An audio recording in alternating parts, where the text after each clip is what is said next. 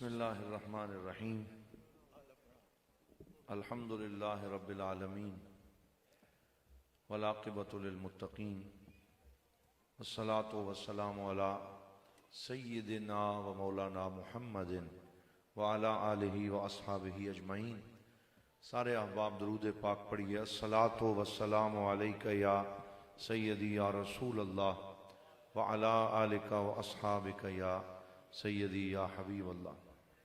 رات کافی ہو چکی ہے لیکن درود شریف پڑھنے میں تو سب کو شامل ہونا چاہیے۔ سب پڑھیں الصلاۃ والسلام علیک یا سیدی یا رسول اللہ وعلی آلک و اصحابک یا سیدی یا شفیع المذنبین و یا جد الحسن والحسین۔ معزز و محتشم زینت مسند صدارت، یادگار اسلاف، استاذ العلماء حضرت علامہ مولانا جناب محترم علامہ مفتی محمد خان چشتی صاحب زید مجدہ، برادر گرامی قدر حضرت علامہ مولانا محمد احمد ارسلان چشتی صاحب، علامہ جنید سلطان رضوی صاحب اور جملہ برادران اسلام علماء کرام، ہمارے لیے یہ سعادت ہے کہ آج رات گئے ہمیں اس محفل میں حاضری کی سعادت نصیب ہوئی ہے۔ ہم ایک سفر پہ تھے، ایک پروگرام کے سلسلے میں پہلے حاضر تھے، کافی دیر وہاں پہ لگ گئی، تو میں ابھی 1 بجے مجھے انہوں نے فرمایا کہ آپ نے ایک اور محفل میں جانا ہے، تو میں نے کہا کہ 1 بجے وہاں پہ اب کون بیٹھا ہوگا جہاں ہم جا رہے ہیں، لیکن جب میں نے یہاں آ کے دیکھا تو پتہ چلا کہ حضور صلی اللہ علیہ وسلم کے عاشق اور دیوانے بیٹھے ہوئے، حضور سے محبت رکھنے والے، رات گئے بھی حضور کے ذکر کے لیے اپنا بستر چھوڑ کے اپنے نیند قربان کر کے حضور کا ذکر سننے بیٹھے ہیں۔ تو میں بھی آپ کا زیادہ وقت نہیں لوں گا، وقت کی نزاکت یہ کہتی ہے کہ ہم مختصر بات کریں، تو اس لیے میرا یہ دل کر رہا ہے کہ میں 2 واقعات حضور کی سیرت کے آپ کے سامنے رکھوں، اسی میں پیغام بھی ہے اور اسی میں سارا فیضان بھی ہے کہ ہمارے پیارے نبی صلی اللہ علیہ وآلہ وسلم سے صحابہ کو کتنی محبت تھی کہ اگر چند دنوں کے لیے بھی حضور نظر نہ آتے یا چند گھڑیوں کے لیے بھی سرکار کی زیارت نہ ہوتی، صحابہ بے چین ہو جاتے۔ جب میرے پاک نبی صلی اللہ علیہ وسلم بیمار ہو گئے، علیل ہو گئے، صاحب فراش ہو گئے، تو 3 دن تک آپ مسجد میں نماز کے لیے تشریف نہ لائے، اور آپ نے فرمایا مرو ابا بکر فلیصلی بالناس، کہ ابو بکر سے کہو کہ وہ لوگوں کو نماز پڑھائے۔ میں کل بھی ایک جگہ پہ کہہ رہا تھا کہ جو شان حضور جسے عطا فرمائے مان لینی چاہیے، اسی میں خیر اور اسی میں بھلائی ہے۔ جو شان سرکار جس کو عطا فرمائے مان لو، اسی میں خیر ہے۔ میں آپ سے پوچھتا ہوں کہ حضور نے خیبر کے میدان میں جھنڈا کسے عطا فرمایا؟ تو آپ سب کو بولنا چاہیے لیکن سارے نہیں بولے، تو یہ بولے ہیں جن کے سر پہ دستار سجی ہوئی ہے، یہ کہہ رہے ہیں کہ جھنڈا مولا علی کو عطا فرمایا۔ بولیے کسے عطا فرمایا؟ مولا علی کو۔ حضور نے فرمایا فتح نہیں ہو رہا خیبر، کل میں جھنڈا اسے دوں گا جو اللہ سے پیار کرتا ہے اور اللہ اس سے پیار کرتا ہے۔ تو ساری رات صحابہ کروٹیں بدلتے رہے کہ کل یہ شان کسے ملے گی، تو سرکار دو عالم نے پوچھا این علی ابن ابی طالب، کہ علی کہاں ہیں، انہیں بلایا جائے۔ کہا فی عینیہ رمد یا رسول اللہ، یا رسول اللہ ان کی آنکھوں میں آشوب چشم ہے، ان کی آنکھیں خراب ہیں، وہ نہیں آ سکتے۔ حضور نے فرمایا انہیں لانا تمہارا کام ہے اور ان کی آنکھوں کو ٹھیک کرنا اللہ کے فضل سے مجھ محمد کا کام۔ تو مولا علی شیر خدا کو لایا گیا اور سرکار دو عالم نے اپنا لعاب دہن ڈالا، حضرت علی کی آنکھیں پہلے سے بھی زیادہ روشن ہو گئیں، اور مولا علی شیر خدا کو حضور نے جھنڈا عطا فرمایا اور فرمایا جاؤ اللہ تمہارے ہاتھوں پہ فتح عطا کرے گا۔ تو مولا علی شیر خدا کرم اللہ تعالی وجہ الکریم، توجہ رکھیں ماشاءاللہ، ایک عظیم ثنا خان بھی تشریف لائے ہیں، ابھی آپ ان کی نعت سنیں گے. توجہ ذرا میری جانب رکھیں پھر میں بات کروں.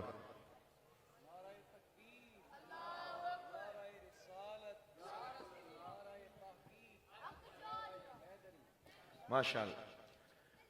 توجہ آپ اپنی قائم کریں. تو میں نے آپ کو یہ پوچھا، ایک دفعہ سب نے مل کے کہنا ہے بتاؤ خیبر کے میدان میں حضور نے جھنڈا کسے عطا فرمایا؟ آپ بولتے نہیں ہیں. آپ نہیں بولیں گے تو میں فجر تک تقریر کرتا رہوں. تو آپ کو بولنا پڑے گا. بتائیں خیبر کے میدان میں حضور نے جھنڈا کسے عطا فرمایا؟ مولا علی کو. تو یہ مان لینا چاہیے کہ خیبر میں جھنڈا مولا علی کو دیا، فتح مولا علی کے ہاتھ پہ ہوئی، خیبر کے دروازے کو مولا علی نے اکھیڑا، مرحب کو مولا علی نے قتل کیا، جرت و بہادری کا اظہار کیا، اور اللہ تعالیٰ نے ان کے ہاتھ پہ فتح عطا فرمائی. ہم مانتے ہیں، ہم تسلیم کرتے ہیں. لیکن میں دوستوں کو کہتا ہوں ڈنڈی نہ مارا کرو، یہ کہا کرو کہ ہم یہ مانتے ہیں کہ خیبر میں جھنڈا مولا علی کو دیا ہے تو مصطفیٰ نے مصلی صدیق اکبر کو عطا فرمایا. بولو مصطفیٰ نے مصلی کسے عطا کیا ہے؟ سیدنا صدیق اکبر کو. تو جھنڈا بھی مانو، مصلی بھی مانو، ڈنڈی نہ مارو. مبارک ہو سنیو تمہیں، ہم مولا علی کا جھنڈا بھی مانتے ہیں، صدیق اکبر کا مصلی بھی مانتے ہیں. یہ عقیدے کا بیلنس اللہ نے ہمیں عطا کیا ہے. یہاں ان بیلنس نہیں ہے.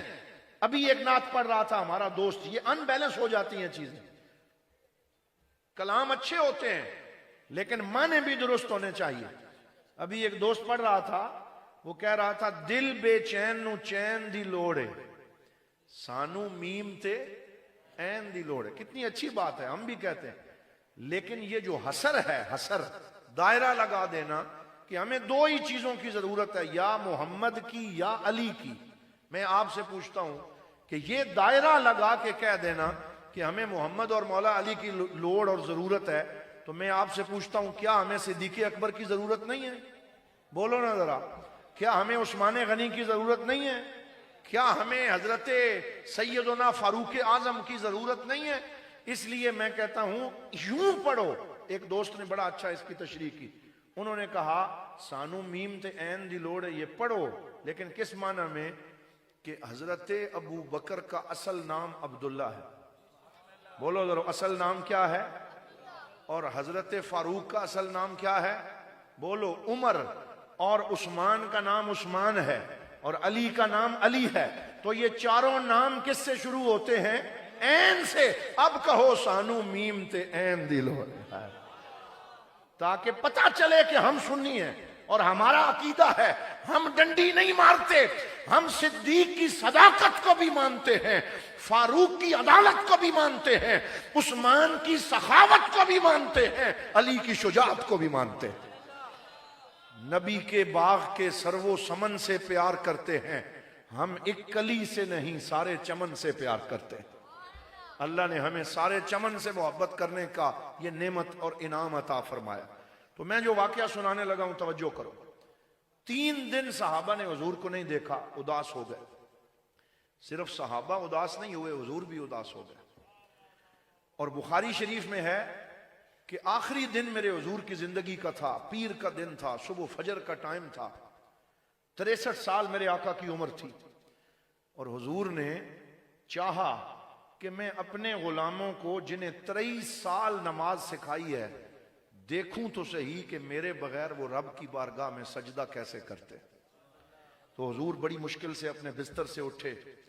فَأَرْخَ النَّبِيُّ سِتْرَ حُجْرَتِهِ، اور حضور صلی اللہ علیہ وسلم نے اپنے حجرے کا پردہ ہٹایا کہ میں دیکھوں میرے صحابہ کیسے اللہ کی بارگاہ میں حاضری دے رہے ہیں، کیسے نماز پڑھ رہے ہیں. صحابہ کے دل اور نگاہیں قبلے کی طرف تھیں اور کان اور دل حضور کے حجرے کی طرف تھے. تڑپے ہوئے تھے، حضور کو دیکھا نہیں تھا. تو منہ طرف خانہ کعبہ شریف تھا، دل طرف حضور شریف تھا. تو جو ہی سرکار نے حجرے کا پردہ ہٹایا تو پردے کے سرکنے کی آواز اور حضور کے چہرے کے نور سے صحابہ کرام کے رخ نماز میں حضور کی طرف پھر گئے. مثلا اگر قبلہ اس طرف ہو، یہاں قبلہ کس جانب ہے؟ یہ ادھر پیچھے ہے یہاں، تو اس طرف پیچھے رخ ہو تو صحابہ کرام تو ادھر پیچھے قبلے کی طرف دیکھ رہے تھے، حضور کا حجرہ اس جانب تھا. یہاں سے سرکار نے جب پردہ ہٹایا تو صحابہ کے چہرے ادھر مڑ گئے اور حضور کو دیکھنا شروع کر دیا، رونا شروع کر دیا. لوگ کہتے ہیں نماز میں نبی کا خیال آ جائے تو نماز نہیں رہتی. یہاں خیال نہیں آیا، یہاں چہرے بھی پھر گئے اور حضور کے چہرے کو تکنا شروع کر دیا. نماز بھی ہوتی رہی، اللہ کی عبادت بھی ہوتی رہی، مصطفیٰ کی زیارت بھی ہوتی رہی. اس طریقے سے انہوں نے نماز ادا کی. وہ حضور کو تکنا شروع ہو گئے اور حضرت انس فرماتے ہیں ایسے لگتا تھا کأن وجہہ ورقۃ مصحف، ایسے لگتا تھا ہمارے سامنے قرآن کھل گیا ہے اور ہم حضور کا چہرہ تکنے میں مشغول ہو گئے. اور جب سرکار نے دیکھا کہ ہم نماز توڑ ڈالیں گے اور حضور کے قدموں میں حاضر ہو جائیں گے اور ہماری نماز شاید باقی نہ رہے گی، تو حضور مسکرائے، مسکرا کے اپنا پردہ واپس لگا دیا اور مطمئن ہو گئے کہ میں نے جو سبق اپنے صحابہ کو پڑھایا تھا وہ بھولے نہیں ہیں، آج بھی انہیں میرا سبق یاد ہے. اور حضور نے انہیں نماز پڑھتے ہوئے دیکھا. اس میں دو سبق ہیں. بولیے کتنے سبق ہیں؟ دو. پہلا سبق یہ ہے کہ حضور نے آخری دن بھی صحابہ کو نماز پڑھتے ہوئے دیکھا تو جو حضور کا غلام حضور کے نعرے لگائے لیکن نماز نہ پڑھے وہ بھی حضور کا سچا غلام نہیں. اس لیے ہمیں نماز کی پابندی کرنی ہے، اللہ کی بارگاہ میں حاضری دینی. اور اس میں دوسرا سبق یہ ہے کہ وہ بدبخت جو یہ کہتے ہیں کہ جو ہی حضور صلی اللہ علیہ وسلم کا وصال ہوا سوائے 5 کے سارے پھر گئے اور کسی کو دین یاد نہ رہا اور وہ خلافتیں بانٹنے میں مشغول ہو گئے. مجھے ایک بندے نے میسج کیا، کہنے لگا کہ تم صحابہ کرتے ہو، انہوں نے تو حضور کا جنازہ نہیں پڑھا. یہ مجھے میسج آیا، انہوں نے تو حضور کا جنازہ نہیں پڑھا، وہ تو سقیفہ چلے گئے خلافت لینے کے لیے. میں نے کہا تاریخ کو توڑ موڑ کے پیش نہ کرو، توجہ کرو. جنازہ اس کا ہوتا ہے جس کی مغفرت کی ضرورت ہو. جنازہ کس کا ہوتا ہے؟ جس کی مغفرت کی ضرورت ہو، جس کے لیے بخشش کی دعا مانگنی ہو. ہم جنازے میں کیا پڑھتے ہیں؟ اللہم اغفر لحینا ومیتنا وشاہدنا وغائبنا وصغیرنا وکبیرنا وذکرنا وانسانا. یا اللہ ہمارے زندوں کو بخش دے، مردوں کو بخش دے، جانے والے کو بخش دے، سب کو، چھوٹے بڑوں کو بخش دے. تو جنازے میں بخشش کی دعا مانگی جاتی ہے. کون یہ جرت کر سکتا تھا کہ وہ امتی ہو کہ نبی کے لیے بخشش طلب کرے جن کے ہاں گناہ کا تصور ہی نہیں، جو معصوم ہیں، جن کے ہاں گناہ ہو ہی نہیں سکتا. تو صحابہ نے حضور کا وہ جنازہ تو پڑھنا ہی نہیں تھا جو عام امتی کا ہوتا ہے، وہ تو حضور کا جنازہ ہونا ہی نہیں تھا. کوئی یہ دعا حضور کے لیے نہیں مانگنے کی جرت کر سکتا تھا کہ حضور کو بخش دے. حضور کے قدموں کے صدقے تو ہماری بخشش ہوتی ہے، حضور کی وجہ سے تو ہمارے اوپر کرم ہوتا ہے. تو یہ نہیں مانگنا تھا تو پھر سرکار کا جنازہ کیسے ہوا؟ پڑھو کتابیں حدیث کی اور سنو محبت سے. 3 دن تک سیدہ عائشہ صدیقہ ام المومنین رضی اللہ تعالی عنہا کے حجرے میں، جہاں آج بھی حضور کا روضہ بنا ہوا ہے. لوگ سیدہ عائشہ صدیقہ کے بارے میں بات کرتے ہیں، بدبختو غور کرو، آج بھی میرے پاک نبی سیدہ عائشہ کے حجرے میں آرام فرما ہے. حضور کا روضہ سیدہ عائشہ کے حجرے میں ہے اور آپ کا جسد خاکی وہاں پہ پڑا تھا. اور حجرے کے 2 دروازے تھے، ایک دروازے سے صحابہ داخل ہوتے اور دوسرے دروازے سے صحابہ نکلتے اور حضور کے چہرہ مبارک کے سامنے آ کے کھڑے ہوتے، ہاتھ باندھتے اور کہتے اللہم صلی علی سیدنا محمد وعلی آل محمد کما صلیت علی ابراہیم وعلی آل ابراہیم انکا حمید مجید. وہ حضور کے چہرے کو دیکھ کے درود شریف پڑھتے اور دوسرے دروازے سے نکل جاتے، پھر اور آتے، پھر اور آتے، حتیٰ کہ لاکھوں صحابہ نے اپنے نبی کی زیارت بھی کی، حضور پہ درود و سلام بھی پڑھا.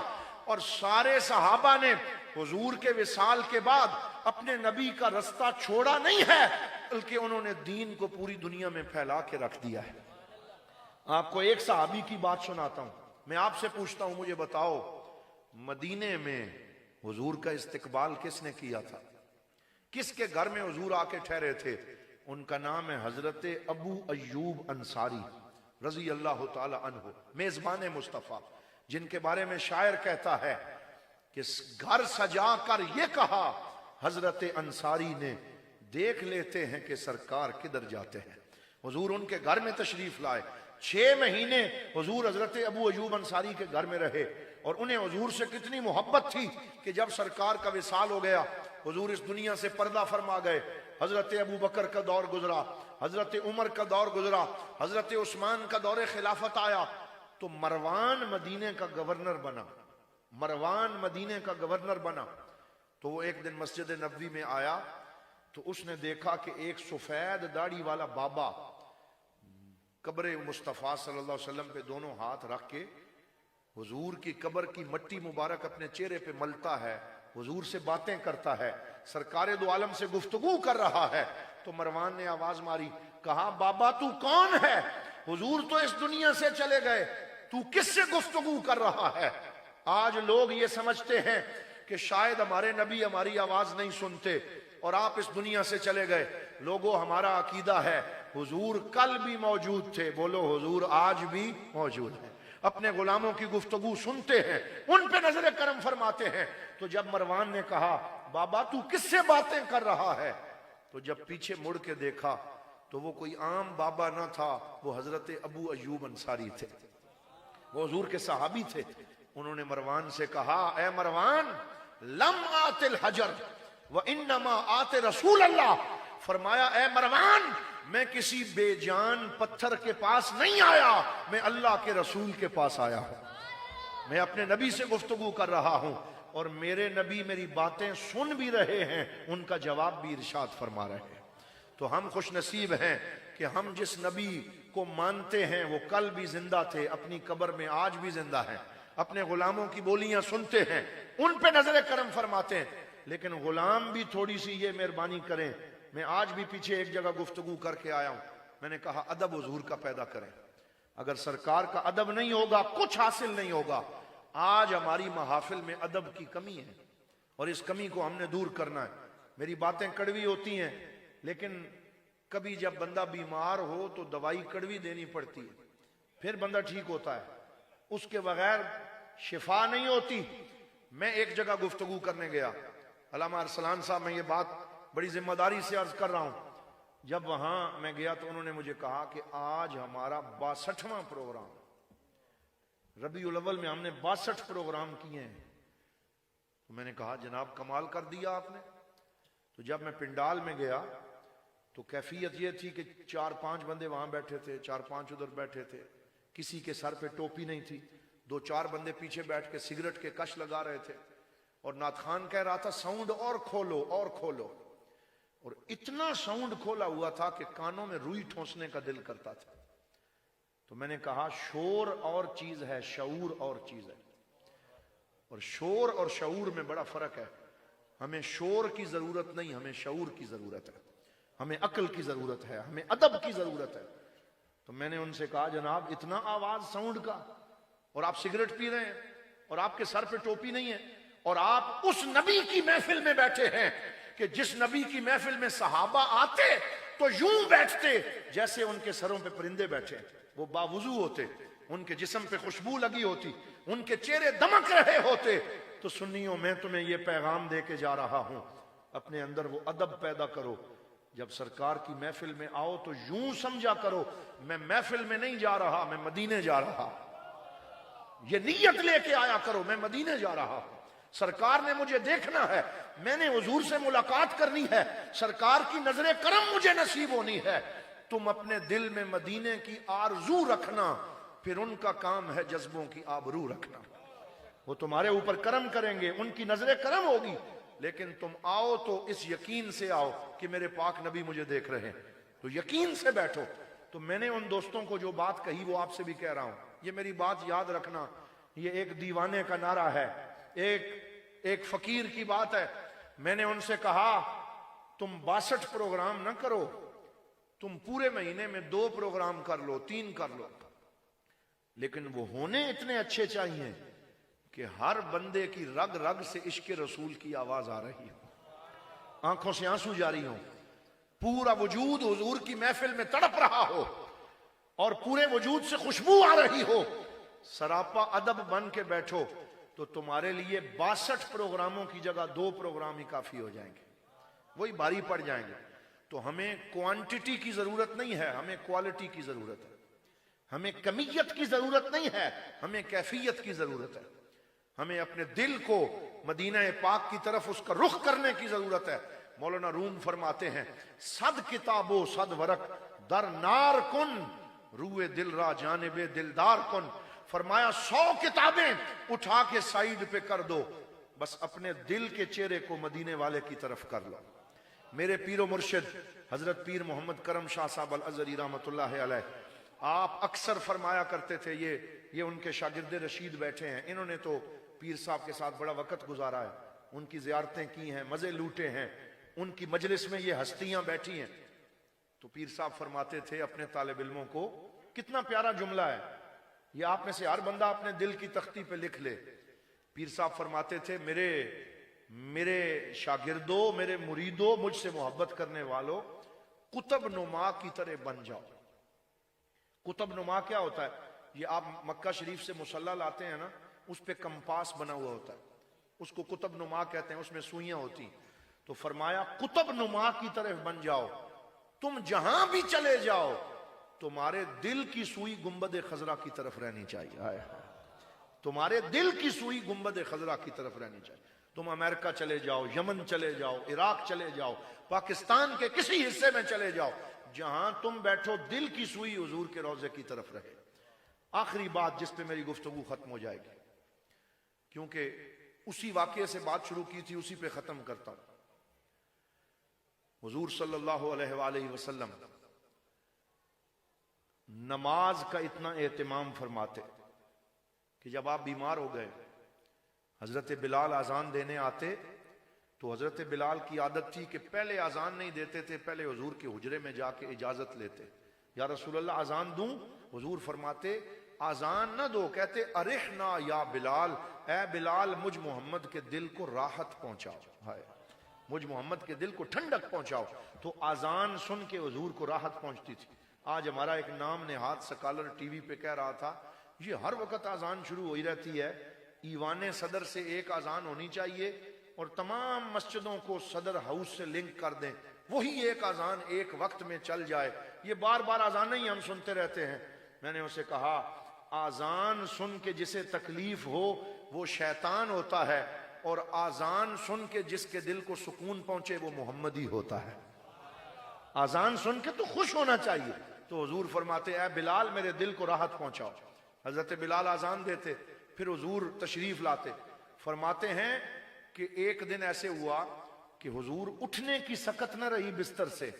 آج ہم کہتے ہیں جی سر میں درد ہے، نماز نہیں پڑھنی، کپڑوں پہ چھینٹے پڑ گئے ہیں، نماز نہیں پڑھنی، میرے پاس وقت نہیں ہے، میں نے نماز نہیں پڑھنی۔ جس نبی کا ہم کلمہ پڑھتے ہیں کیفیت دیکھیں کہ بستر سے اٹھنے کی کوشش کی، اٹھا نہ گیا، فرمایا پانی لاؤ، تو ایک تشت میں پانی لایا گیا، حضور نے اپنے دونوں ہاتھ اس میں ڈبو کے اپنے چہرے اور سینے پہ ملے تاکہ بخار کم ہو، پھر اٹھنے کی کوشش کی، پھر فرمایا اے علی اور اے عباس دونوں مجھے پکڑو اور مجھے مصلی تک لے چلو۔ تو ایک طرف سے مولا علی نے پکڑا، ایک طرف سے حضرت عباس نے پکڑا، اور اس طرح حضور کو مصلی تک لے کر آئے کہ حضور کے دونوں نورانی انگوٹھوں سے مسجد کی زمین پہ 2 لکیریں بن رہی تھی۔ یہ بخاری شریف کی روایت ہے۔ لکیریں کب بنتی ہیں؟ جب بندے کا پاؤں زمین پہ نہ لگے اور زمین پہ پاؤں گھسٹتا رہے تو لکیریں بنتی ہیں۔ حضور نے اس طرح بھی 3-4 دن تک نماز پڑھائی ہے کہ مولا علی اور حضرت عباس پکڑ کے لاتے اور آپ کے انگوٹھوں سے زمین پہ لکیر بنتی، لیکن اس حالت میں بھی حضور نے نماز نہیں چھوڑی بلکہ مصلی پہ بیٹھ کے صحابہ کو خود امامت فرماتے رہے۔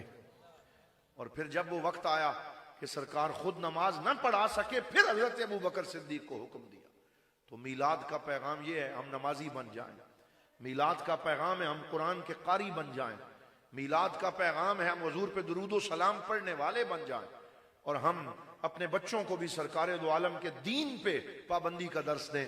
میں دعا کرتا ہوں کہ اللہ تعالی ہمیں عمل کی توفیق عطا فرمائے۔ میرے بعد بڑے عظیم حضور کے ثنا خان ہیں، وہ نعت پڑھیں گے، محبت سے ان کی نعت شریف سنیں۔ وآخر دعوانا ان الحمد للہ رب العالمین۔